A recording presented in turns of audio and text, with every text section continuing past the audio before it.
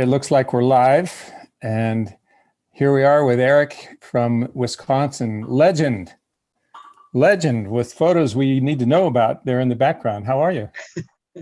I'm doing well. I'm doing well up here. It's summertime. It's beautiful. The flowers are blooming like it does here for like 2 months. It's wonderful. Yeah, 2 months. Yeah. So where are you hiding out? I mean, you said you were in a little bit of a rural area, or? Yeah, well, we're probably maybe 20, 25 miles west of Milwaukee. Oh. So not crazy rural, but enough that our internet connection's not great.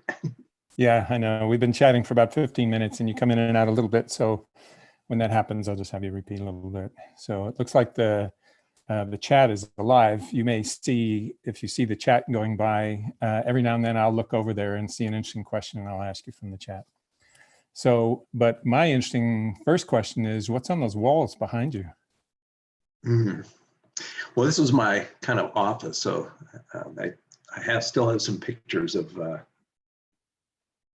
historical pictures. Maybe I'll go over and show you a couple. Yeah, please do. Tell us a little bit. If I can do this. I think it'd be so I'm actually plugged into more things than I should be. Oh. Okay, I'm out. Let's see what kind of. So far, so good. You haven't disconnected yet. Oh yeah, you got lots of photos on the walls. Yeah. Well, so pick. One up in the corner there is a great one because that's all the tools. Hey Erik, we can't hear you for some reason. Oh boy, can you hear me now? I'll probably have my thumb in front of the microphone or something. There you go. We hear you better now. So that has all the motorcycles that went into production were Buells. So that's kind of fun, all condensed in one thing. Wow, how many are there? I don't know, I never counted them. And you were saying just a minute ago before we went live that there were so many things you designed that never saw the light of day that nobody knows about.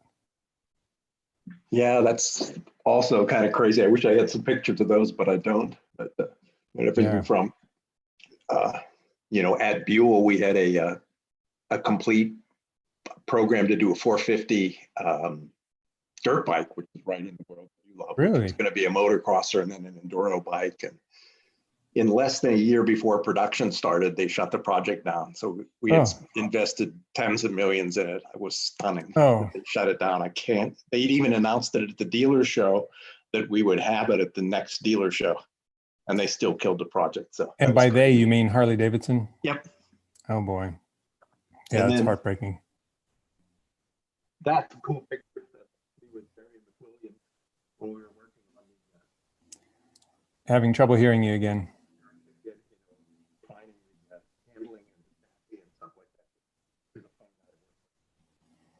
Hey Erik, we can't hear. I don't know what I'm doing here. I don't know where I have to be. I don't want to be in the picture, but we hear you. We hear you now. Okay. Well, that was me with Jeremy McWilliams up there. That's actually a puzzle that we put together and framed when we were working on the water-cooled twin project and developing it. Yeah. Wow. There goes your sound again. That was kind of the penultimate air-cooled twin motor. Those things made really a lot of horsepower. And for that old derivative of the Sportster kind of version. Yeah. That was a fun project. Yeah, I'm going to ask you about that 2 cylinders and how you got so much horsepower out of 2 cylinders, air-cooled later on. And then let's see. Well, that's just a picture of a Velocet thrust stem, which a friend of mine sent to me because it's from a magazine article. And I love the old Velocet thrust stems, but I don't. Oh yeah. Yeah, who doesn't? I was hoping you'd say you had one. And a few other just silly pictures from when we launched the 1125 and then picture me playing with a friend of mine, Mike Stone. And then there's just a guitar sitting here. And then some pictures of race guys who went racing, salt flat guys and road racing guys. Steve Slaughter, fun guy. Steve Slaughter, who worked for this Concord, he's now with Black. Let's see what else we have. All right, that's me racing the old Harley R250 back before I joined Harley. What a horrible motorcycle! Just a horrible motorcycle. Oh, really? And that is a picture of the RW750, the very first Buell, the square 4 2-stroke. Yeah, yeah. That's a picture of my grandfather in front of his.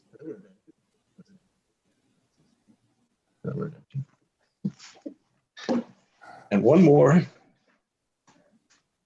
That's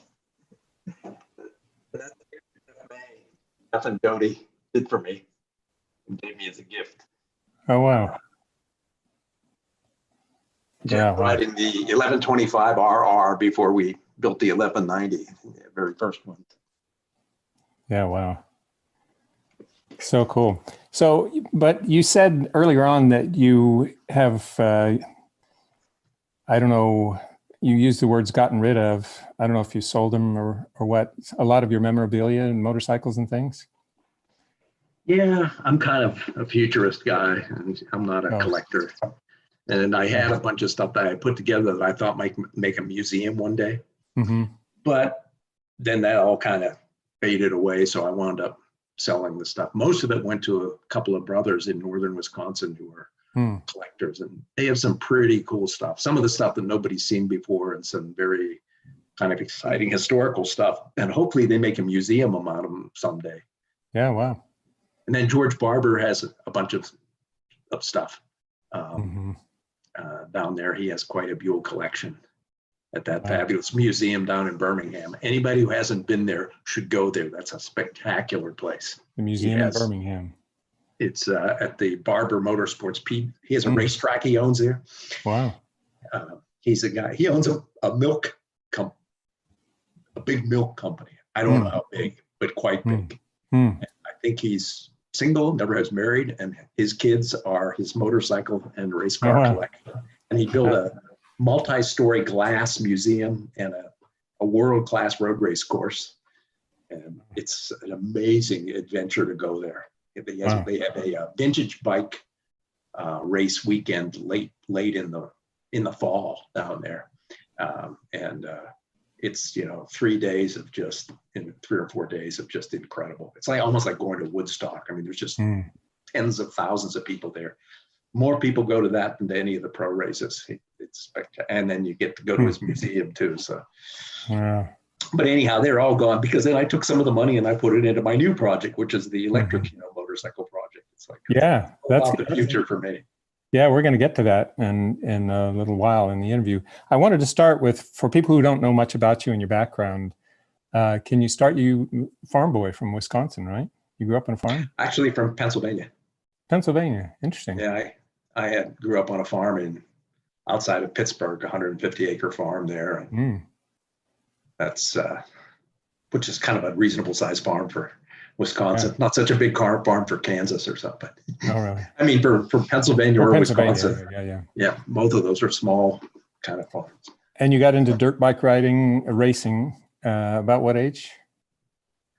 Late, actually. I started riding motorcycles when I was probably like 14. And when I was 15, I got a basket case Harley and put that back together, which was a hardtail with a KHK front end and a panhead motor. I thought you were going to say one of the old Harley dirt bikes, the 2-strokes they used to make. No, this was the classic. It was a 1952. Ooh. So that was first thing I was riding when I was like 16. And then I started riding on the road more. And then I got into road bikes. And I had, I was a Kawasaki guy for a while. So I had a 350 Kawasaki and then a bunch of H1s and all those sorts of things. And I rode a little dirt bike on the farm, but I got back started racing dirt bikes when I was like 21, because for a while I went and played music. That's all I did. Yeah. And then I decided to go away from that world, and because it was too much drugs and too much crazy stuff, but got back to the fundamentals of being a mechanic, and then started going to night school to become an engineer. So I was a motorcycle mechanic and a racer and a student at the same time. So how long were you in music? You were touring for a couple of years or something? Yeah. From 18 to 21. And you still have an interest in it. That's what that guitar is for back there? Yeah. I still have an interest in, done some albums. I play down then. Nobody's playing right now, hardly. You have to stay at home. You were quoting working on a new album now, and hopefully I'll find someone to put it out with us. Oh yeah. Oh, good for you. That's great. So you were singing something to me, or at least rehearsing or reciting the verses about a song you heard about the future and where's your flying cars. Yeah. We were just laughing about the technology being so amazing, except when it doesn't work. And it reminded me earlier today, I was just fooling around with a Steve Earle song called 21st Century Blues, which is really fun, which goes, here I am in the 21st century. Have to say it ain't as cool as I thought it would be. No man on the moon, nobody on Mars. Where the hell are my flying cars? Ain't seen nothing like a teletransporter so far in the 21st century, which is really fun for us who grew up back then and watching all of whether it was Duck Dodgers in the 21st and a half century or, all the things that we thought were happening. And but actually, they are starting to happen now, thanks to Elon and a few other crazy people who are doing crazy motivated people that inspire the hell out of me, that are making things happen. Erik Buell kind of crazy people. It's you've lived quite a life. I mean, what an impact you've had on the motorcycle industry. It's amazing. You also got into street racing, racing street bikes somewhere along the way. Oh, road racing. Yeah. Road racing. Well, I got hurt very badly practicing on my motocross bike. I was trying to motocross, and I was motocrossing. So I was motocrossing with, this is so long ago. Ooh, I just lost your picture. Yeah, my camera went out. I wonder if I need to. There we go. There it is. Back on. Went to sleep. With John DeSoto and guys like that, which is a really old name. I don't know if anybody on here will know that name, but that's, in the early motocross days. And I was practicing and I got hurt really badly. I head-on somebody on a set of fire roads just practicing. Somebody came around the corner and panicked, and I tried to get out of the way, and they ran into the side of me. So my leg was really, really smashed, and so I couldn't ride dirt bikes. So I was working as a mechanic, and I built a road racer for a guy, and he decided to retire and said, "Would you want to buy this from me?" And I went, "I think I can get on that thing." Yeah, wow. And then I went, the first race I ran, I got like third place, and I went, "Yeah, maybe there's a future here." And then that's what I kept doing for. And that changed everything. So do you think that motocross crash influenced your direction in life, because you became known as the sport bike guy? Definitely it did, because I enjoyed riding, and I learned a lot about motorcycles there, because I raced up to a high level where I was running, Formula One bikes and super bikes. And so part of my head was an engineer thinking about them. Although when I raced, I had to turn that off and just let the pipeline go from eyes to hands. I see, yeah.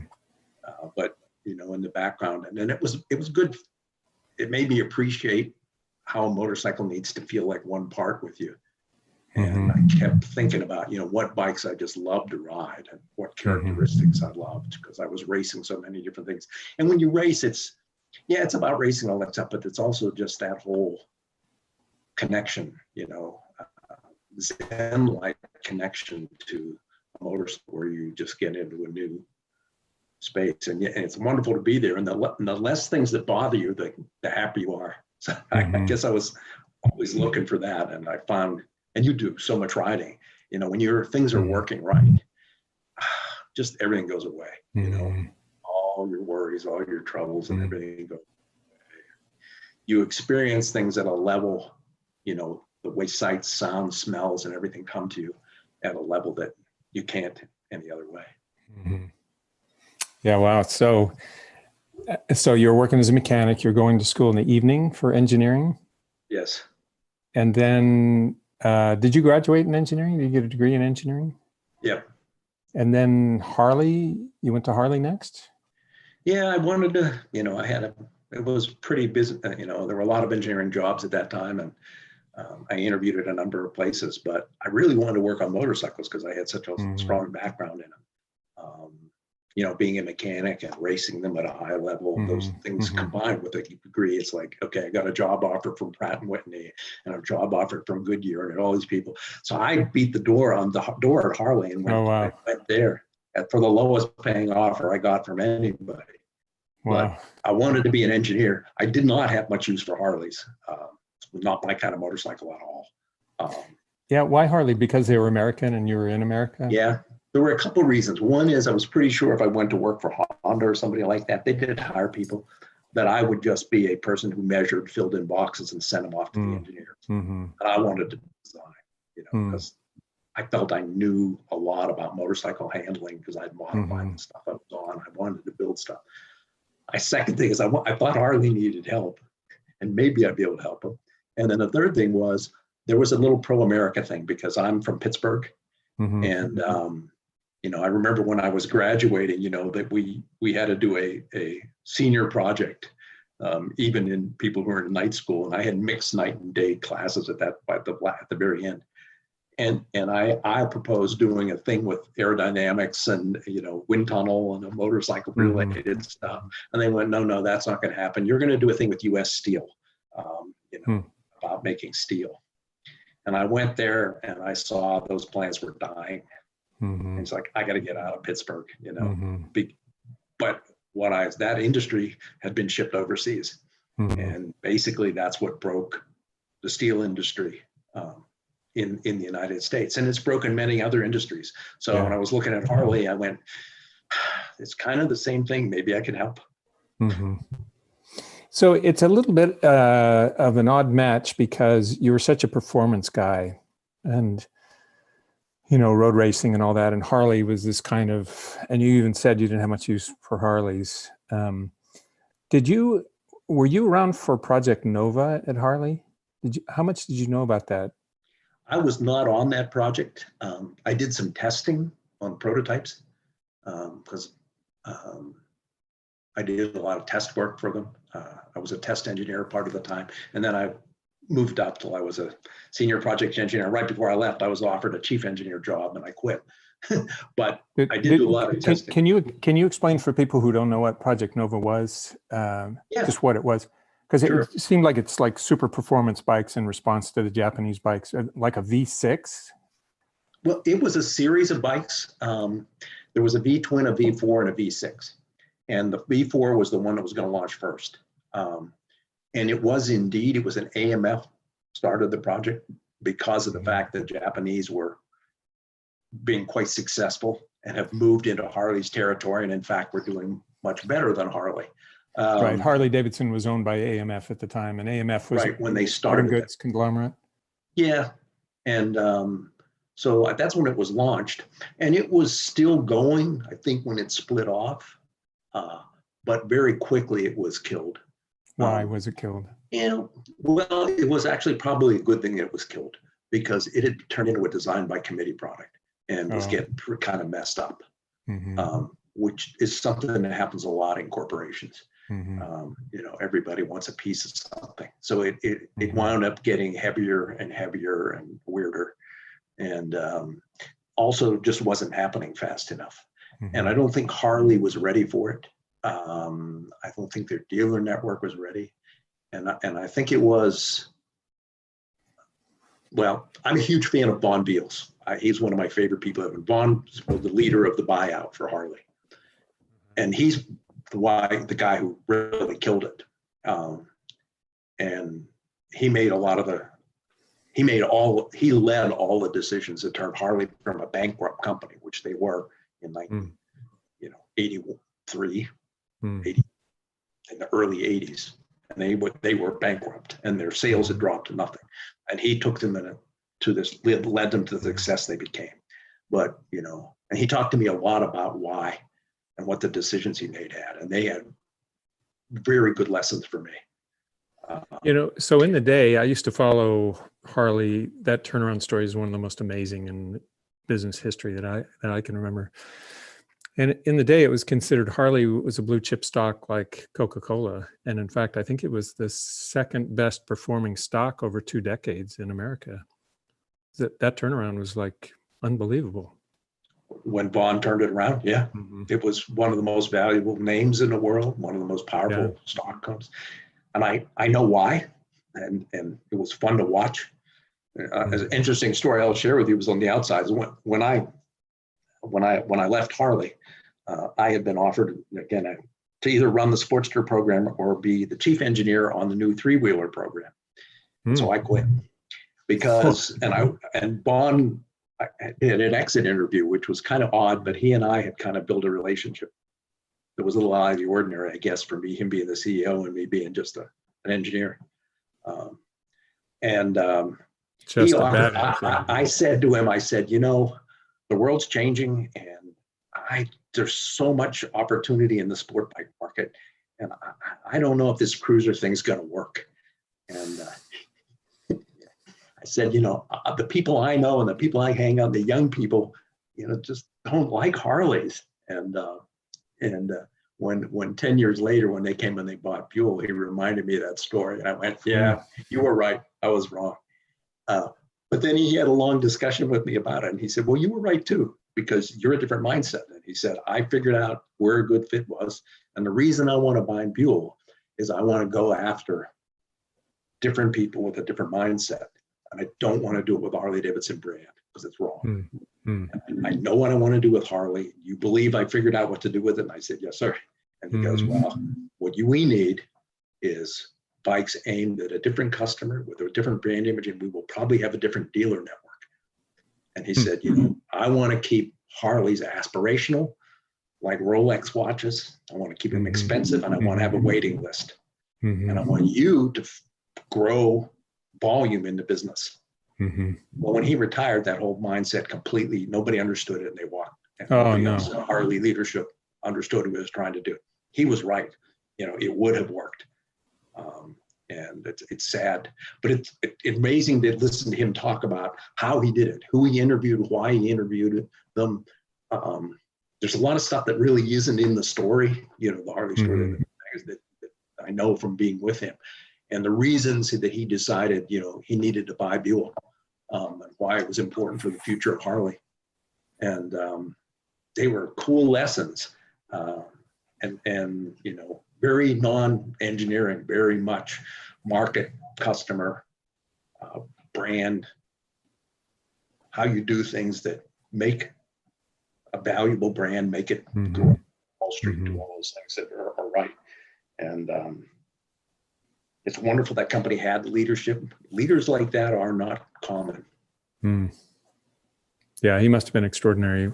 It's just such an amazing story, because I was like you. I didn't have a Kawasaki 350. Was it the 2-stroke you had with the rotary valves? Yeah. So A7. Yeah. So me and my high school buddies, we had 350 2-strokes like that, and we're all porting and boring them and making the valves radical and everything else, clip-on handlebars, and we were crazy. And I just thought that was the future. I thought Harleys were a joke back then. And then to see that company rise up like that was just unbelievable. So have you seen this YouTube series, 3-part series called The Rise and Fall of Buell? No. Fantastic. It's fantastic for everybody who's watching. I'll see if I can find this on my iPad and Rise and Fall of Buell. That'll be interesting to see. Yeah, I watched all 3 parts of it. I mean, this guy did so much research on this. The Rise and Fall of Buell parts 1, 2, and 3. So you can't see the cover image over to the left. He starts in a vacant room, but you can see on the right the 2 thumbnail images, parts 2 and 3. And the guy's name, he's a YouTuber, a really cool guy. YouTuber called The Illustrator, misspelled on purpose. And oh my God, the research he's done into Buell. Oh, that's really going to be interesting. Fascinating, just fascinating. Because, you know, there's a lot of there are a lot of stories that were written and stuff, and that were really wrong. Oh yeah, which is sometimes frustrating. Not yeah. sometimes, very frustrating. Always frustrating, yeah. And but the other day, somebody sent me a link to a guy who had a story of the VR, the Harley race bike, that was actually accurate. And the guy knew what my involvement is and what all had happened, and it was stunning. I went, my God, somebody actually researched it. So this is really going to be fun for me to read through to see that, because when it, you know, I had never heard of it. Shame on me. It, you know, it doesn't get big views. It's like 80,000 views or something like that. Because I don't know if he's that well known, but it's a fantastic story. And he starts it off in such the first minute is like, who is this guy with his shaky cam? And, you know, and then he gets into it. He says he got obsessed and he started doing the research, and I just thought it was fabulous. But I think the most interesting thing would be to hear from you on what you thought, what he got right and what he got wrong. And I bet that guy would be thrilled beyond words to hear from you sometime if you reached out to him and said, hey, I want you. So thank you for sharing that. Yeah, he would love that. So it was about 1983 when you left Harley. Had you been there like 4 years or something? Yeah, 4 years. And you started Buell in 1983. Yep. And so that's when I originally started to build a Formula One race bike. And, you know, it's kind of funny. I'll share with this is, you know, when I started Buell to build a race bike, but what I really wanted to do was I wanted to build sport bikes. I wanted to build bikes that were very different from Harley, for the very reason I told Baldy. The reason I built a race bike was I thought that was the best way to get publicity, and it still is. It was pretty powerful. It's a very great way to lose money. It's a very risky business. Yeah. You should only go racing with and do race bikes with other people's money, which was the lesson I learned and I used at EBR and stuff. But, you know, fundamentally, that's kind of what I wanted to do. I wanted to make a statement. I wanted to build an American bike that would show up on the track and be competitive with the Japanese, because to people who cared about that. Because that would have been an eye-opener, because everybody in America was thinking, well, Indian and Harley-Davidson, and look, Indians, you know, and Harley-Davidson is barely alive. You know, America has no engineers. And I'd have people who would, you know, say that as well. You know, the Japanese are just much better engineers than we are. Yeah. Which is just stupid. They're wonderful engineers, but so are we.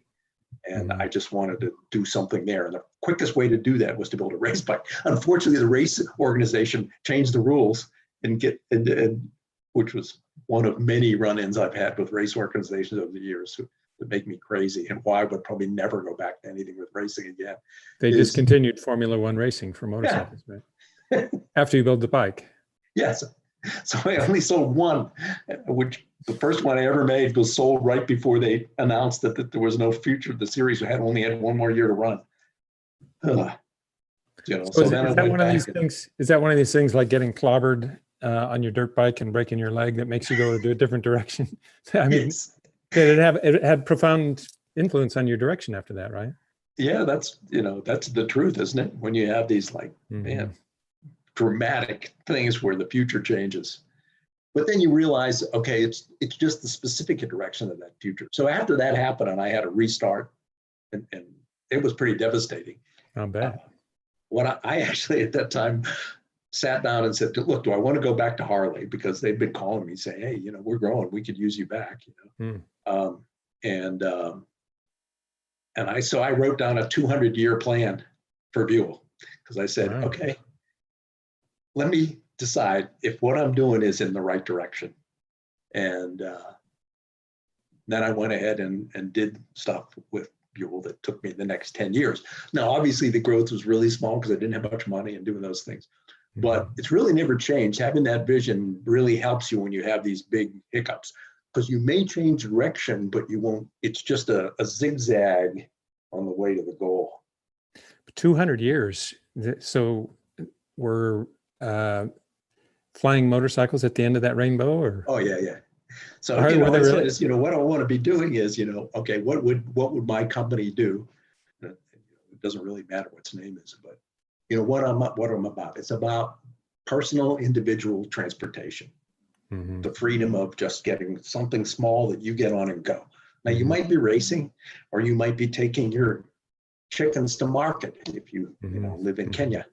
But you're free and independent. You're not waiting for a company-owned bus. You're not doing it. And you're also not driving something that weighs 5,000 pounds to haul yourself around. You know, so I said, you know, okay, in 200 years, my company, I want to be building the little scooters between the asteroids. You know, I'm not going to build the rock grinding, grinding machine. I'm not going to build the spaceship that takes the colonists out there. But I want to be building the little personal transportation devices that are out there, and making it fun, and, you know, making people have something that, you know, a machine that they feel one with, that kind of makes you like a super person. Yeah, wow. And so that allows you to deal with a lot of things, and also not be afraid to break the rules, because clearly the rules are going to change. That's one of the reasons I love watching Elon Musk, because he does stuff that people go, whoa, whoa, whoa, whoa, whoa, whoa, whoa. Yeah, yeah. You go, yes, Well, yes. Yeah. Well, so did you. I mean, some of the things you did are like, you know, some of the innovations you made in motorcycling are pretty crazy, or crazy in a great way. Like Elon Musk's thing is crazy. Like, yeah, well, we were, you know, my innovations are this size compared to his, but that whole ability to, you know, thinking out of the box and stuff is really fun, and that's where change comes. And you make mistakes when you do things that way. You have to learn, but you can't make dramatic change without taking big risks. You just can't. You ended up driving your stake deep in the ground on V-twins. You stuck with 2 cylinders, big bore 2 cylinders. And even, I mean, earlier on, you had that relationship with a company that had a, what did you say, 4-cylinder 2-stroke? Yeah, well, I bought what was left over of that package of them, and built those engines myself, actually. But they were a square for a 2-stroke, which is the right solution at that time for Formula One. That was what you needed in that class. The reason I'm hooked to twins, well, there are a couple of reasons. Number one reason is Harley and the relationship with Harley, where they were just, that's all they wanted to think about. The Nova was the one moment they went away from it, and then that was gone. Yeah. And maybe the Blast, because they made those singles. But that's not really what, and the other reason is they're actually very nice to ride. They're very forgiving. They have a wide power band. So it's, you know, they actually, you can make, you know, there's real attributes for it. If you're looking for maximum horsepower, you know, you use as many cylinders as the rules will allow, usually. But they always had a twin and 4 balancing thing for so many years in the Superbike world, where the twins got a little more displacement and those sorts of things, where you go, okay, that's, you know, that's the right choice. Where that doesn't exist, like MotoGP or, you know, 500 GP and whatever those classes were before, where it's displacement limited. Just like Soshiro Honda did back in the old days. I mean, if you were allowed to build a 6-cylinder 250, that's what he did, because that'll be faster. Yeah, completely useless as a street bike, you know. But so the twin thing, it makes a nice combination, and B twins because of that. Am I, you know, is that the penultimate engine? No, I've designed other engines for sure. I think there's other engines that are layouts that are better for sport bikes. But it isn't a bad combination. They're very drivable, and they sound so good too. They sound good, and so. But would I designed stuff that have different engine configurations? Yeah, you know, it all depends what, you know, market you're going to be at. And now we're doing electric, which you know, I'm doing it because I see a very specific need for it, which is very real and is some of it's happening right now. And again, it's all part of, that's the other thing, is when you say I could be making scooters, you know, going between the planets. Then when you go to India and Hero says, well, we need help with a 100cc bike, you know, for commuters, I go, cool, I can do that. Yeah, I'd love to do that. Okay, what are they doing? What do they need? What do they need? You know, what are their needs? That's what I like to do. Is I like to give people something that solves that when they ride it, they go, oh, this is what I need to use. but there's so many people in so many different areas. That means there's a lot of products to design, a lot of configurations that will be, optimum. So that V-twin decision turned out to be a pretty big decision too, because I mean, one of the signature looks of your bike that I've known them for, and I think a lot of people have, are those headers that you had sweeping around. Was that your design? And to display them so prominently and everything else? Did you do that just because it makes the bike look so badass? Or well, it was kind of like, what's the right exhaust system that makes gets the most power out of this not so powerful engine? I'm trying to make sport bikes out of, silk purses out of hog's ears. And the answer is, well, I don't want to give anything away. And these exhaust pipe lengths, equal length or slightly skewed for one reason or another, are the right ones. How do you make them, well, how do you hide that? And the answer is, why would you hide it? So the first steps were hide it. And no, don't hide it. It's cool looking. Isn't it cool? Yeah. And it turned out that people agreed. I still remember when we showed the first S1. You remember the very first S1 Lightning was our, Street Fighter, and it was one of the very first Street Fighters, probably the most dramatic one. And the guys at Harley were kind of like, "What are you doing?" Because they had almost no seat, big fat tire and good suspension on it, but minimal body work in this big engine and that wild exhaust system. And we took it to the first one to the dealer show, and there were a lot of people saying that thing's never going to sell. And a guy who was their distributor at the time in Italy, a guy named Carlo Talamo, that you would have loved, just an incredibly fun human being. He made himself a lot of money, all kinds of entrepreneurship, but he was just always having fun and adventuring and doing all these kinds. He came over and walked around it, came up to me and looked at me, and he said, "Erik, this is such a stupid motorcycle. I love it. I will sell so many." And he put his arms around me. Oh, really? Wow. It's just so crazy. It's kind of like the Cybertruck, right? And so Elon's one of you admire Elon. What did you think when that Cybertruck drove out on the stage? First you look at it, you go, "Oh my God, what?" And then you go, "Oh my God, he did it." Because he just made everybody else's, he just showed he can be so radically different from anybody else. And, oh, by the way, for a truck, guess what? It's simple. You don't have all these complex formed shapes, all these kinds of things. You can make it more cost effectively. It looks tough. It looks macho. I had a Carlo Talamo thing where I went, "That's so insane. That's so stupid. Oh my God, I love it." So I put an order in. Oh yeah. I don't own any other Tesla, but I said, that is so freaking cool. It just. It is so cool. So where did these ideas come up? You placed a big emphasis on handling. And so one of the things you were trying to do is get the center of gravity down. So you decided to put fuel in the frame instead of in the gas tank. And the gas tank was where the intake was and things. Well, that actually came in 87 when I laid out the first prototype concept for what became the Harley's VR, but they never finished in the right way.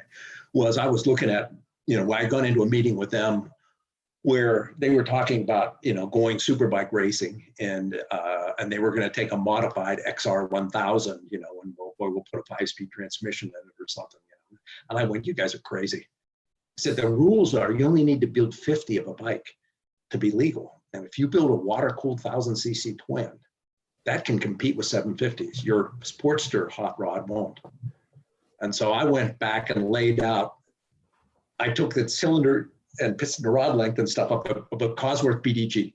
And a Cosworth BDG was like 300 horsepower back then. Cosworth BDG is a double overhead cam inline 4-cylinder, 2000 cc's. So 2 cylinders of that would be a 1 liter. And at that time, the Japanese bikes were making around 160 horsepower. I laid that thing out and I said, "This should make 145 horsepower, but it'll be light, it'll be nimble, it'll have a wide power band." And I've raced twins and I've raced multis, super bikes and Formula One bikes. I've raced a lot of those bikes. You could win with this thing. So I laid out that concept and laid out the V angle and all this stuff. But I called up the guys at Cosworth and I said, "Okay, how do you get, what's the secret to getting the power out of a naturally aspirated, because you guys have the most horsepower per liter out of a non-supercharged, standard gasoline burning engine. And they said airbox volume. You need a giant airbox. And they told me the amount of displacement I need. And I went, my God, that's the size of a gas tank. Oh, wait a minute. And then I thought about the Cobos beam frame bikes that they had been started running in the 250s back then over in Europe and GP. And I went, well, those aluminum beams could hold fuel. I wonder how much. And then I was off to the races with that concept. So that was actually designed in 1988. In fact, that bike, the original one I built, the original VR concept that I was built in 88, waiting for the engine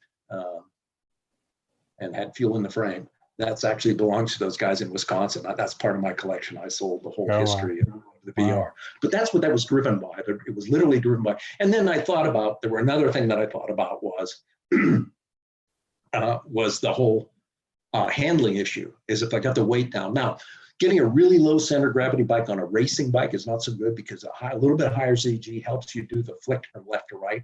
If you're drifting over in the left-hand corner and now you want to flick it, go through a set of S's, it actually will flick quicker if you use that CG to help you snap over. You actually can slide and high side and catch it and go over the other side if you're kind of racing at that level. If it's too low, it's too twitchy. But for a street bike, it could be ideal. Another thing I remembered was when I ran my first Daytona 200 in 78. Is that right? Yeah. God. Was I came in for refueling on the TZ 750, and they had a 6¼ gallon tank, and I was running in the top 10, and I came wailing in, and we did the quick dump can, or the quick fill can thing, and I blazed out of the pits and flicked it over in the first corner, and the thing was a pig. The handling was because all of a sudden it had 6¼ 42 pounds of gas that it didn't have 30 seconds ago when I was riding that, same track. So it took me time to adapt. And I thought, man, that would be really nice if that was lower. So it's kind of those things all work together. So it was looking for airbox volume and looking for better handling and getting rid of parts. If you can make one part do 2 jobs or 3 jobs, that's way better. Because it's just, everything is good about that. It's, keep it simple, stupid thing, but it's so big because, the more, sorry, your picture went away again, but it's like the more parts you have, the more chances the more opportunities are for something to go wrong. So, there's always flawed parts. Well, if you have 5 parts, you're 5 times as likely to have a flawed one. So your inspection process and everything else goes out. It's a Booth, Royden, Dewhurst kind of analysis thing if you want to play your engineer, or it's a real simple, keep it simple, stupid. So it's like, my God, this thing could be really simple and clean. And it worked, it really worked well for us. It was originally planned to come out with the Revolution engine, which Harley, when Vaughn wanted us to have a water-cooled engine. So we started that project right after he bought Buell. We were doing that with Porsche because they had a relationship with them from the Nova days, and also because Porsche had helped them with gearbox stuff on Harley. So they actually started that engine with me. That was going to be a Buell engine. And then Vaughn left and retired, and Harley said, well, we should have that engine. In fact, we should have it first, and in fact, we should modify it. So that became the V-Rod. But by the time they were done with it, it weighed 50 pounds more than our prototype had weighed. And it just wouldn't have worked for us for a sport bike. So we had to take that chassis design, and then that became the XBs, which wound up being a wonderful thing anyhow, because those became great, products with the Harley-based engine, but an improved Harley-based engine. But that's kind of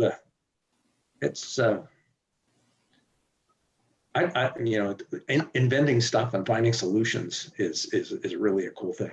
And we design all those products for Hero, which again, very few people know how many products we designed for them. Stuff that showed up at the Delhi show and that they got, the Bike of the Show awards were completely done here in Wisconsin and shipped to them and delivered to them. We did 17 products for them, parallel twins, and 250 water cooled and hybrids, hybrid scooters and electric, and there's just a plethora of those. I didn't know that. So I have a bunch of other questions, but I want the chat has been alive, and I'm going to have to figure out how to go through it and figure out some questions for you. Okay, I'll stop talking, just answer questions because I can get going. Sorry. Well, I just wanted to zoom in on the economic crisis of 2008. So you had, it seemed like you guys had all the momentum in the world going. Harley owned 100% of Buell by then? Yes. And then 2008 crisis happened. That was bad. They had a change in leadership at Harley. CEO didn't ride motorcycles, and he kind of wanted to stick with the knitting on, you know, whatever they were doing. But you had so much momentum going. You talk about your victory in 2009 at the AMA. Yeah, we won a racing championship in a kind of a hybrid class, which was fun and it was exciting, and all the things in the right place. 2008 was our best sales year ever. Harley sales. How many bikes did you put on the road? Our last year was just under 15,000, which is not huge, but it's really significant. I mean, we were a lot bigger than Moto Guzzi. We were, those were the numbers. Once you're over 10,000 units a year, you really have a company. You're good. And we actually were profitable, except Harley was charging us a surcharge on every engine, which this is so crazy because they had made, the leadership was like a bunch of direct sailors for a little while. So the fact that they crashed in 2009 was not a surprise, to me, because I'd be in meetings going, whoa, guys, what are you doing? And they go, shut up. You're just when you start things on your own, when you're an entrepreneur, you see waste easier. And, they had bought this big Briggs and Stratton plant to build, because they were going to build 500,000 bikes a year. Well, they weren't building that. They were building 300, and the gap from 3 to 2.5 is a big gap that you shouldn't be buying stuff to do, but they literally did that. And then they kept the plant where the Sportsters, which had built all the engines, they didn't want to shut it down because they didn't want to be in trouble with the union. So now they had 2 undercapacity plants that they were paying all the overhead for and everything. So they put a $1,200 per engine surcharge on us. So at 15,000 units a year, that's $15 million worth of profit down the drain. So when the new guy came in, he goes, well, Buell's not making any money because that, and you go, oh, for God's sake. And after he shut Buell down, he wound up shutting one of those plants anyhow and consolidating and doing the things that should have been done before that. But you go, and then we weren't in all the dealers, and the dealers were scared. So some of the dealers were like, why are you doing anything with Buell? We were in a minority of the dealers. It was a really bad thing. It was driven by some bad facts, which really upset me. With the people go, well, Buell never made money. That's bullshit. They took the money and they used it to cover their own screw ups. Yeah. But what was done was done, and that's that stuff happens corporately, which I don't like. Beyond it happening to us, this is a bad stuff that happens in corporate America that we need to look at ourselves and become more socially conscious and giving up jobs while we pad ourselves or pay ourselves a $6 million a year salary while you're shutting plants and firing people and sending things overseas. That is unconscionable, and that's caused a lot of trouble. And in the long run, it ruins companies. But beyond that, it's ruining it's ruining lives and doing stuff. So that stuff upsets me. So we'll not have that discussion any further because I'll get real wound up about it. But then you go ahead and you try things. We did things with EBR, and it looked like it was really going to take off. We designed some great products. But once again, we were caught by a big company changing direction. Before we get to EBR, you went online and you announced to your customers that Buell was no longer going to sell motorcycles, but that Harley would honor the warranties and things. And you looked like a broken man. I mean, it was so sad for all of us to see it. It was like, oh my God, what happened? It looked like you were caught by surprise and a ghost had just walked over your grave or something like that. Did you see this coming with Harley? No. You had 200 employees. I knew they were making mistakes. I knew they were headed for trouble. I knew they had brought in a new guy to turn them around. I was stunned that they were doing what what they were doing. And of course, the other thing is, we had a couple hundred people working there that I knew had lost their jobs. I knew what the ramifications were going to be this down the line. So it was more than, oh, my business is gone. It's like, oh, hell, Harley's making a huge mistake. It's going to hurt them in the long run. It's going to hurt all these people in the long run. It's going to hurt their dealers, because I know why Vaughn bought Buell, and it was important for Harley. And these guys had screwed it up, and you just go, ah. Yeah, I'm sorry. But 3 weeks later, so first you get hit on a motocross trail, and then Formula One cancels what you built your bike for. And now Harley shuts you down. And 3 weeks later, was it 3 weeks? You announced EBR, Erik Buell Racing. Yeah, I mean, I listened to a podcast the other day, and they were playing that song. I know you like music. I get knocked down, but I get up again. And that was the lead in that they associated with your name. So here you are trying to get up again with Erik Buell Racing. So that was a new company that you started from scratch. Yes. Even though you were wounded and you lost your 200 employees and all that. Was it partly an attempt to salvage a few of those employees to go with you? Oh, yeah, absolutely. Absolutely. And I still was a believer that, American sport bike company would work. And so I kind of sat down again and said, okay, now my company is changing direction, but I still want to get to there. So what are the things that I could do? And the first thing I said is, okay, well, bad news is it's broken. Good news is I'm away from those corporate idiots. Now we can actually get stuff done. I don't have a whole lot of money, but what I have, I'm going to put into this, because I wouldn't have made that money if Buell hadn't worked. And so all those employees and stuff that helped, and I got my bonuses for Harley, and I have some money in the bank. I'm going to take that money and invest it back into them, because I believe that America has some of the greatest engineers in the world. And I think our environment that we grow up in allows us to be free thinking. We're very fortunate that way. And now I can apply it without the corporate editing, which, again, had edited out a motocross bike when, 9 months before launch. And it had, killed off a turbo project when it was, everything meeting every goal, and which had, on and on and on. Making this twin, which, we started, what became the one that became the V-Rod, that was started through market research by Vaughn. But then people internally decide they wanted it because they wanted it. So again, the kind of stupid corporate decisions that are ego-based rather than how are we really going to make money for the business based. It's like, okay, those are all gone. So let's go. So what I want to do is I want to race, but I'm not going to race. I want to race to rebuild the brand, but I'm not going to spend money. So I got to find sponsors. So I'll have a race division, but it's got to be funded from the outside. I will build motorcycles that are American made, and I want to team up and provide engineering services to an Asian motorcycle company, because we're really good and that market is gigantic. So, why not apply our skills where it'll make a difference? That fits my goal. So that's what EBR became, basically those three legs. And it all was working for a while, except we got too much based on the let's help an Asian company. Some people really upset at them when it happened, but the answer is it's the risk you run when you have corporate. Now, one of the things I tried to do was I tried to get investors, and this is a world, that you've been through. You're an entrepreneur, and you've done startups, and you've done some stuff. And when you're in the manufacturing world, you really need money, not small money, big money. And I went everywhere and got turned down everywhere. So our funding became our biggest client.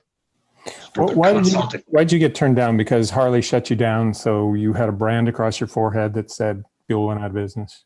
Well, yeah, there was a little bit of that. You would go, well, it never made money. And then the answer would be, well, there's the motorcycle business is a dying business. Look at Harley, they're not recovering. And you go, I remember one guy I was talking to is I said, what does Harley matter? It's just a very small business in the world. And this guy's a big investor guy in New York. And he got up from the table and says, you don't even know that Harley is the biggest company around. I got no time for you. And he walked out the door. There are 60 million motorcycles sold a year. Yeah, Harley-Davidson is this much of it. So he was ignorant. So I'm talking to people who are, number one, just don't understand, what the size of that motorcycle market is. The company we were consulting for was building 6 million a year. you know, guys, what are you doing? You've got to back off and look at the global thing. And then the other discussion is, we don't do manufacturing. We only invest in, you know, software, or it's all about the quick turnaround. Yeah. And that's another pet peeve of mine. Is one is corporate. It's the way the corporate structure rewards people who, you know, are running a company badly. And you know, I think people who are CEOs of company ought to be paid in stock options only. And if you don't make the company better, you don't get crap. Okay, maybe you get a $100,000, $200,000 salary, because anybody could live on that. Anybody could live well on that, honestly. And everything else is bonuses, right? Okay, so now beyond that, the second thing is these people who manage funds, I think there's a social responsibility to invest in things that matter to society and help put people to work. That doesn't mean everything has to be that way, but almost, you know, 90% of the people you talk to say, oh, no, we don't do manufacturing. That's all going overseas anyways. You can't keep saying this stuff because it's going to break the country. Yeah, and that's the truth. I know. I mean, we're not balanced enough. It's good. We need software. We need this. We need a lot of things, but we do need manufacturing. And so that's, you know, anyhow. So our biggest client became our investor. They changed direction. They had planned to become a global company. So all the things we're designing for them were for sale in Europe, US, you know, higher price. They were going to take themselves from a mass producer of small motorcycles to a, you know, a global producer. So they wanted, you know, 250s and 600s and electric and scooters, and that's all the stuff they were doing. They had a reshuffle where they said, okay, for the next 5 years, we're going to focus on internally on growth in India. And they have grown in India. But it just took us out because we were not in the equation anymore, and they just pulled all the funding, and that dropped away. So again, I had taken a direction that looked right. So then you step back again and say, okay, what's left? You go, well, okay, I know electric is coming, and I know electric two-wheelers are going to be hugely important. And we were looking at it. We built some concepts and almost got into production of one electric vehicle for Hero. And the answer is, okay, what if I was going to do that independently and focus only on that? And that's what Fuel is. So I just still always in the goal of, you know, that 200 year, I want to make little personal free. That's so great. Transportation. You know, I have to tell you, Eric, I have Zero Black Forest. It's the adventure version out of my driveway right now. And it's a loaner. It's a loaner for a month, and I'm doing a YouTube video about my experience with it and so on. And I've had some guests on this show that have been skeptical of electric, and they say, you know, I need the sound. I like motorcycles that make sounds, and there's range and all that kind of stuff. And so I had those reservations with the Zero because it has about 100-mile range, something like that. Damn, that thing is so nice around town. It's just, it really converts you to electric in a hurry. You get used to not shifting. I thought I liked shifting, but now I like holding a camera in my hand and all the other things I can do. And I'm not reaching for the clutch anymore. And my left foot is available for other stuff. My wife loves it because it's so quiet. I never go to the gas station. There's no maintenance. There's no nothing. I'm in love with the bike. And I just had to have it for a few days to understand how convenient and nice it is. So I guess we better hear about what you're doing now. Well, what we said, you know, what we focused on, I had been when I was at Harley, I was in meetings with them saying, we need to look at electric. We need to understand if electric will work. And so they finally said, okay, Erik, go, you know, come back. I said, I've got some thoughts on this. Let me go check out. So, okay, you go visit Vectrix, go visit Zero, go visit Brahmo, go visit Mission. And I went to all those places. And then I came back and kind of gave them a report, which said, you can't make a Harley that's electric that makes any sense at all. You could make a three-wheeler because you might be able to carry enough battery weight. But urban, city, like an electric bicycle, okay, we're talking 2007 when I'm saying, I said, that a home run. They're a work. Grand slam home run. And that's so when, and again, we were doing the same kind of thing for Hero. We did a hybrid for them because they wanted something with more range. So I had a serial hybrid where the motor just ran to charge the battery, didn't connect to the wheels at all. And that's actually a really cool project that has some amazing innovation in it. But anyhow, and then Roy Batty just commented in the chat, a battery bicycle is 1,000,000 times better than a motorcycle for an urban environment. Yes, I mean, it really is. You know, the quietness is nice. You know, not worrying about fuel storage. Can you bring it inside? You know, that's all convenient. And what you're experiencing is, you know, okay, it only, you know, you can't get, you know, like you can't, you know, make the ride to Sturgis would be a real nightmare on an electric vehicle. To plan out where in God's name are you going to stop, and okay, maybe every Harley dealer has it, or maybe it just is not real. But if in the urban world, you're not looking, okay, how can I somehow accomplish something like electric, like this silly stuff where they were going to take the electric motorcycle around the world and prove something. As long as you have 2 diesel-powered vehicles driving along with it, charging it every hour, that's asinine. What about where an electric is better than gasoline? That's where you want to be. Yeah. And that's where, you know, what we focused on. So we're doing a, you know, long range, you know, double battery, you know, bicycle, and then some really advanced other bicycles. And we have some motorcycle designs, but they're really aimed at urban, where electric isn't oh, let's do it just because we say we can. But this is absolutely better, and you could not accomplish, you could not make a product like this with a gasoline engine. And that's wonderful because the cities don't need pollution. They're banning internal combustion. You know, they're banning cars. It's like, holy crap, this is a huge market. You know, so that's where, you know, the opportunity is. And, you know, we have some great products, and we have bicycle in production that we're making. But I'm running into the same problem I ran with EBRs.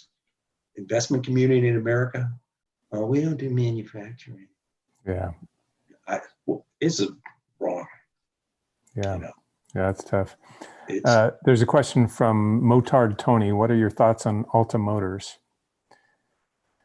I think they started out that's an interesting thing, because one of the things we talked about when I was at, you know, and this was even back in Harley days, is I said, you know, if we got our motors, God, we did this research before the motocross project got talked about, because one of the things I said is we should do an electric motocross bike, because that would work. Because the length of the moto you can do on a battery, and you could charge it in the pits. You could do a battery swap, and wouldn't that be nice? You know, because the sound issue, because a lot of tracks get closed down because, you know, they're built out in the country, and then the neighboring farmer sells it, and the subdivision gets built, and the subdivision goes, oh, we don't want those motorcycles here anymore. So electric would get rid of that. So I kind of like what they were, you know, the idea of what they were doing. But then they started trying to expand, which again was probably because they were having a hard time finding customers.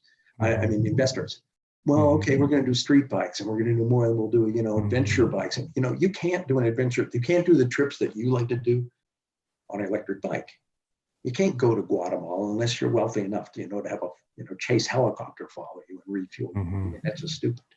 But I think that's what, you know, I think that they kind of got lost that way. Beautiful product, cool product. You know, like I said, when they first came out, we're talking about motocross, and I went, ooh, yeah, damn it. This is what I wanted to do back with Harley. This would have worked for electric for them. And, but, you know, I'm staying the course. I'm not going to go up. We know what we want to do.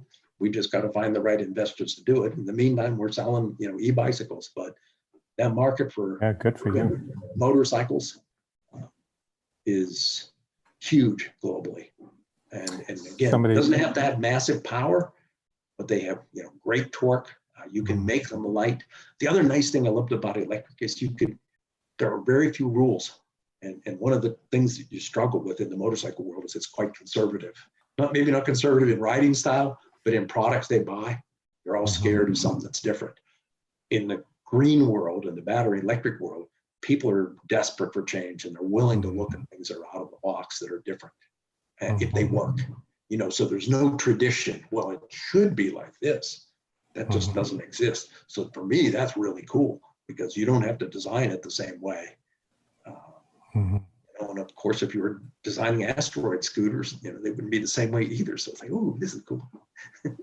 And you got a lot of admirers. I'm sitting here reading the chat and some of the other comments.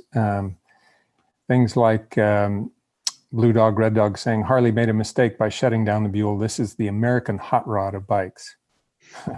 I kind of think of it that way too. There's a couple other comments I want to read you. They're not so much a question, but I just thought they'd make you smile a little bit.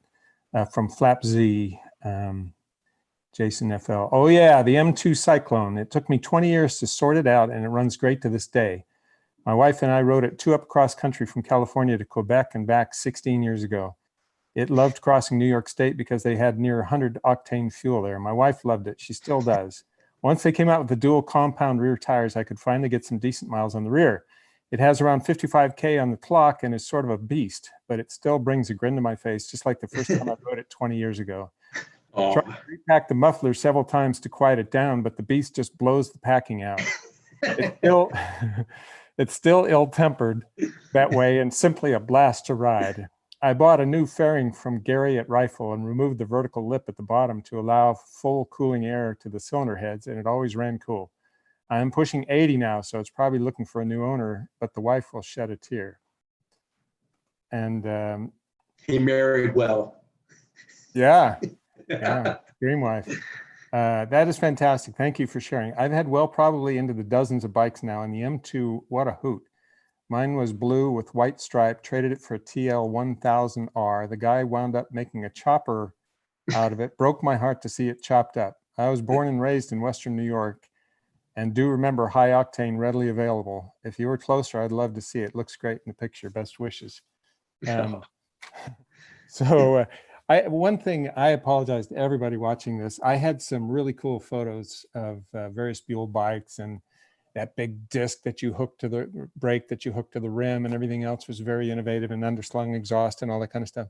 And but I got pressed for time today, and I didn't have time to switch over to uploading them. But I have this beautiful book of the art of the motorcycle from the Guggenheim.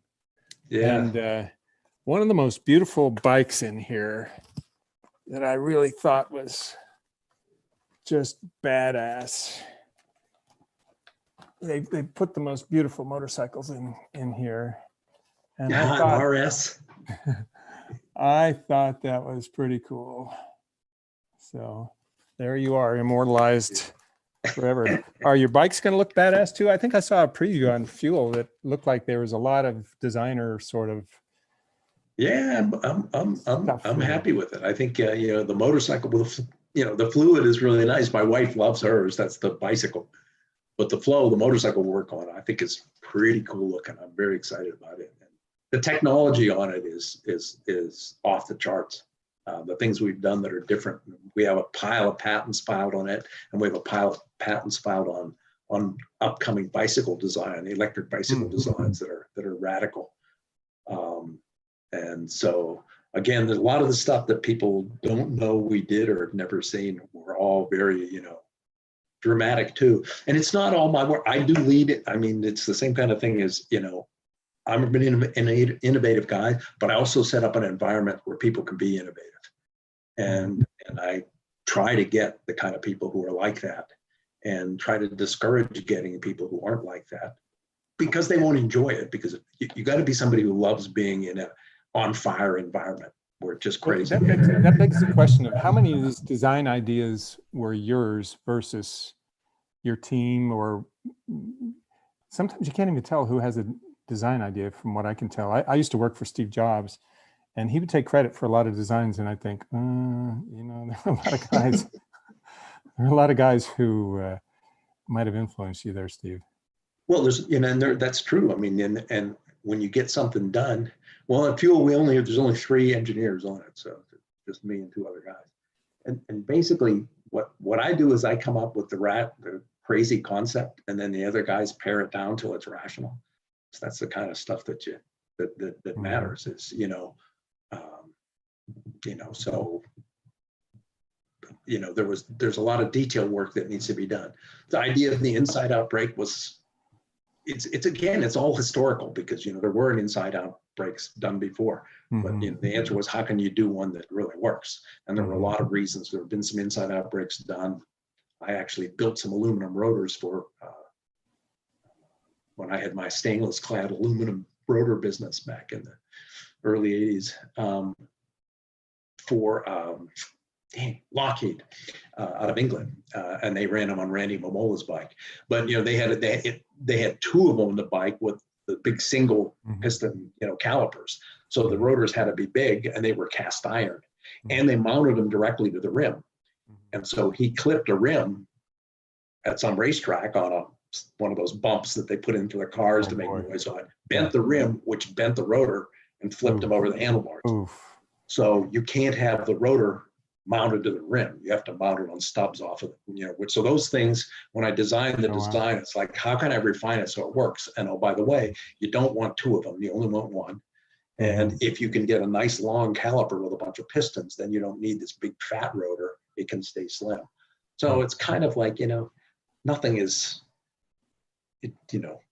invented from,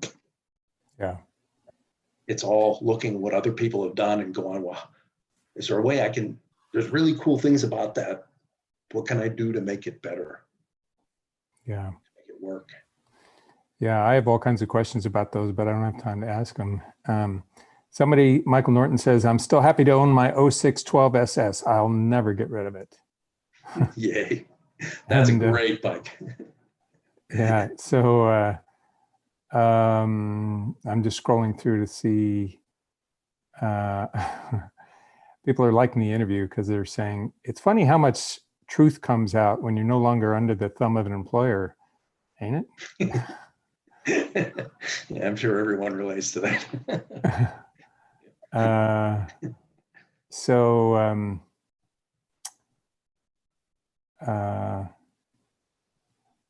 I love is how time goes by. Erik gets more and more ruthless in regards to his opinion of Harley. The Alta guy that I interviewed said, at the end of the day, when it came down to a decision, sort of like they had with Buell, it's kind of in their interest to not spin off or sell Alta or Buell because they'll end up with a competitor. Better to just shut it down. Do you share that opinion, or? Well, that is actually what happened with Buell, because they had a bidder for it. They did. And they shut it down rather than have the bidder buy it and succeed. Oh, geez. And that's the truth. And that made a lot of people upset. A number of high-level executives at Harley left over that because they went, that's not okay. That's wrong. Yeah, that sounds evil. Here, I went black again. I went black out of sympathy for Harley shutting down Buell, or disgust, or whatever. Back to the front brake again. Here's my excuse. Norseman is asking, why has no one picked up on the front brake? The patents must have expired. Is it as effective as stated? If so, why does no one copy it? Biggest reason nobody copies it is the brake manufacturers don't want to do it. And nobody makes their own brakes. So if you were Brembo and you're selling each manufacturer 2 front brake discs and 2 front brake calipers and all the hardware, and a lot of times they deliver those things pre-assembled in a kit, even pre-bled, shipped to the assembly line. Would you want to sell them 1 disc and 1 caliper instead? Because all the budgeting and everything that's done, you could sell them that whole system for much less, for the same amount of money, and make a whole lot more money. I see. But immediately the supply chain people from the customer, whether it be Honda or Harley, would go, wait a minute. There's less machine time in this. Let's go through your manufacturing process, and let's give you the right amount, because that's how things are done with tier 1 suppliers. And I know this because a large brake manufacturer told me. Oh, really? And it makes all the sense in the world. The answer is, we don't want to do this because we'll lose sales. Wow. So there's no side force or something. I drive a Ural, so there you go. It's off center a little bit. Why doesn't it want to twist the front wheel a little bit? You just have to do a, a free body diagram math thing. You go back to basic physics principles. And fundamentally, the only way that would happen is if you have a really flimsy axle that allows twisting and those sorts of things. I see. Horses are Well, always the axle takes the force. It doesn't have anything. So that's why we have a really big axle and big forks, and then it doesn't matter. And, as far as being, we won Superbike races. Yeah, with it. The thing, for God's sake. Yeah. So, fundamentally in the hands of every other person, there just won't be an issue. Now, the good news is it weighs less, so the ride quality is better. One of the things that made our bikes such a great handling, the XPs and all of them, was literally that fact that our front wheel is so light that truly helped the handling, and nothing quite handled. And when we were in World Superbike, those bikes could go deeper into the corner and hold speeds and have less front tire chatter than anything else on the track. And the guys were saying that. Now, were we pushing the envelope on the brake then and struggling with a little bit? Yeah, but we were running calipers that we sold to the public. Nobody else in Superbike. I mean, they're running dual Brembo systems, but they were running 12,000 euro ones that are made out of this exotic alloy. We were just trying to run stock stuff. So, the concept really works. And from a simplicity standpoint and a, precision standpoint and a reliability standpoint, they're just better because there's so many less parts. If you do, a stack up of tolerances from a manufacturing perspective, it's just a wonderful design. But I'm telling you, that's why it's not being done, because nobody's willing to step up and try to take over the industry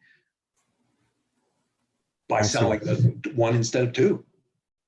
If somebody just heard that in the background, I hope you didn't, because I got headphones. I forgot to put my phone on sleep, and I just got a unknown caller call, and my unknown caller ringtone is, "Ooh, you got coronavirus." It's a whole song. I ain't going to take a trip with coronavirus. So I was ringing in the background, and the phone was out of my reach, and I couldn't shut it off. So if anybody happened to hear that. So, I was listening to a podcast of former racers, and some of them, you would know them. But unfortunately, I forgot the name. I should have taken a note. He raced Buell for a while, and he said he loved it. But for him, they were the best handling bikes on the track, but they didn't have the most power. And you had to kind of, because of that V-twin engine, didn't quite have as much horsepower as some of the others. But they sort of made up for it in the handling. But he did say two issues that he had was, one, the big rotor would sometimes warp. There was some warping with the big rotor at those speeds. Right? Was that a thing, or is he just? No, I mean, we were, again, right on the limit of it. But again, we're talking at Superbike level, and everybody's the limit. When we were, when we were racing, not just in World Superbike, but in an AMA Superbike. There's a great YouTube video of Danny Eslick and battling with. Oh God, I feel bad. I forget his name right now. But he was the Suzuki, riding for Yoshi Suzuki at the time. Really good rider. I think he finished second in the championship 2 or 3 years in a row, beaten by Josh Hayes probably both times. But, very good rider. Danny beats him under braking on this track in this YouTube video. And they wound up finishing, I think Danny finished second in the race. One of the other Suzuki riders won it. And this guy's third, and right behind them was Jeff May on another EBR. And those had stock brake discs, the same ones we sold on the EBR, which are, a Nissan thing that we got Nissan to do, and thank them for doing that. They didn't sell it to anyone else, but Nissan was a good company. When Harley and Buell went to them and said, "We want this single disc," they said, "Okay, you design it, you develop it, you warranty it, we will make it for you." So give them a ton of credit for that. But that's what we were running. The bike that he was racing against did not have stock Suzuki calipers. It had the World Superbike 12,000 euro frickin' system on it. And so the answer is, if you're struggling with it a little bit in the World Superbike and Superbike level, it is more than good enough for the street. And all the benefits you get for handling and ride quality and all those things are just, why would you not do that? It's just, to me, it's just shake my head and go, very frustrating. But, that's the thing that we trade off was, you get this incredible cornering speed, the handling, those kinds of things.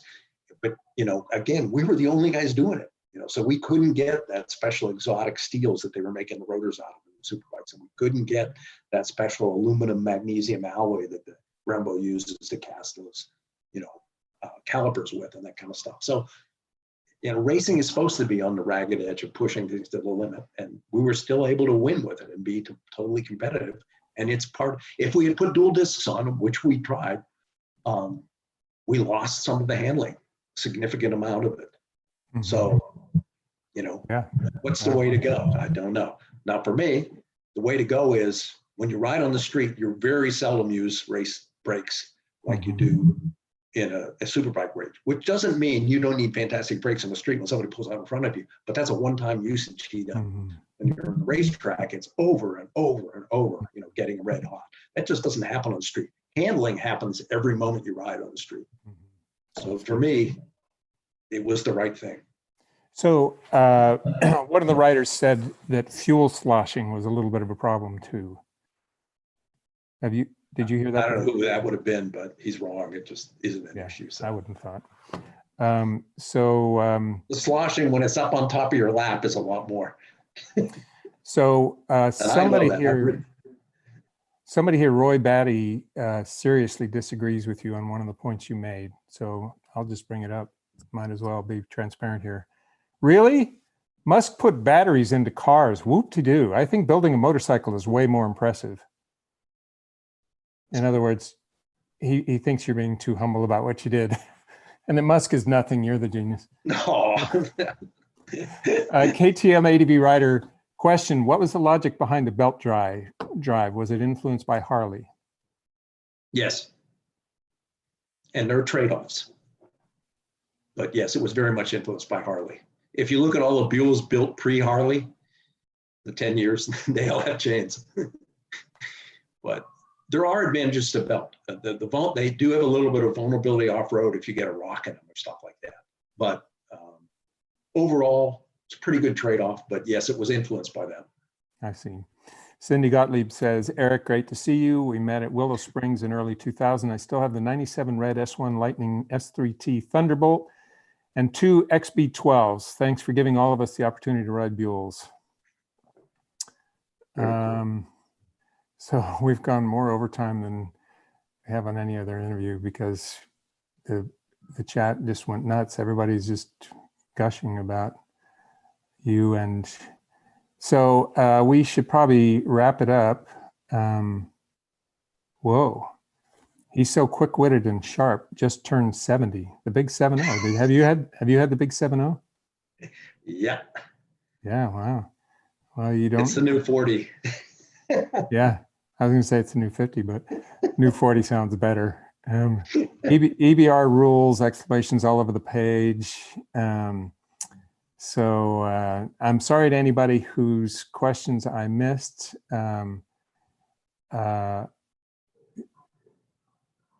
Were there any pictures of the 1190 adventure bike at all? I found one, and I was going to post it, but when I collected my images, I ran out of time. Yeah, you had an adventure bike. Did you ever sell any? No, we had concept. We were working on a prototype. I don't know that we ever built the prototype. I mean, we had design work on it. We were going to build one for sure. Because the one bike I kept, I have kept just a couple of bikes. I did keep an 1190 RS, which again, even though 70 is the new 40, and the 1190 RS is a little too much for a 70-year-old guy. Man, that thing's fast. I wish I'd had it when I was 30. But anyhow, and I kept Ulysses because that was a great bike. They really are fun. Adventure touring bikes are cool. They're great bikes, especially the Ulysses. It really is a fun bike. I had a lot of good rides on those. Marco Augusto Costa, Eric revolutionized the motorcycle world with his innovative chassis design. Oh, finally, I'm getting a comment. Clemens Mandel says, if you don't mind, what's the model of camera you're using? It looks amazing, exclamation point. I'm using a Canon EOS R because the new R5 has got me captivated and I wanted to try one out, so it's a rental. And I have the new Canon 24-70 f2.0 lens on it. It's a beast. It's huge. It's something else. So anyway, it's great talking to you.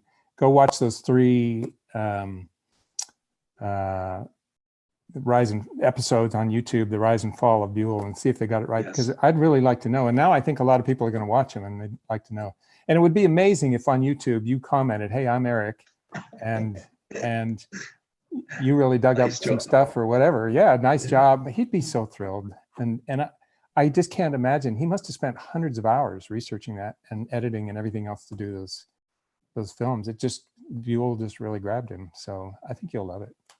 And then people are very sympathetic about Buell going out of business because it's hard, really hard to start a company like that. And it did great things. And then Harley shut it down, assholes. Well, investigating history for anything is pretty cool, because if you spend your time saturating yourself into it, you usually wind up with a different story than you would have gotten from, just press vignettes. Yeah. Whatever the story is, whether it's just my silly story or anything political, really fun to go in and start reading all the things and going, oh, wait a minute. Well, this guy he rides and he seems to really know his bikes. So, and he just got obsessed by the whole thing. It is a great story. I mean, it's fantastic. There's a saying in business, be different or be damned. And boy, you look at a Buell, it's a Buell. There's no mistaking it. You're not going to, is that a Yamaha or Kawasaki or Honda? What is that bike? You know how the Japanese bikes are. With a Buell, that's like, holy crap, look at that thing. It's like, I better ride one of those. Well, it's definitely, they're definitely different out of the box. And I was incredibly blessed with all the opportunities I've had, even though there have these crashes and things that have happened. Yeah. I work with some amazing people, some really cool people, and having amazing customers, and the camaraderie that these people have with each other. Yeah. It kind of got people together who tend to be out of the box thinkers, and the stories people tell me about the friend, people that have become friends of theirs, families that have become friends of theirs initially through the Buell connection, that are now best friends, and they have been for 20 years. Man, you couldn't ask for a better life than be involved in that kind of stuff. Life well lived. Congratulations. It's so great. Now, so at 40, you're virtually 40. So you got a lot of work to do, because electric, selling 6 million electric bikes in various countries around the world is great, but we got to have those scooters that go between asteroids and things. So that's right. Keep going. Let's have this interview every 5 years. But no sooner, really. I heard you now. Thanks very much, Chris. Yeah, thanks for having us. So for you and I, we have to keep looking at the camera for a few seconds here, but I'm going to hit the end stream button. For people who like this, hit like, subscribe to the channel. You can be notified, and please leave in the comments sections who you'd like us to interview in the future, because we got Erik because of the comments that people wanted Erik. And so we try to respond to that kind of stuff. I got an email from Helge Peterson, and he'd be willing to do an interview. So give us some names and we'll get them interviewed. Thanks a lot. Bye-bye. Hang on, Erik.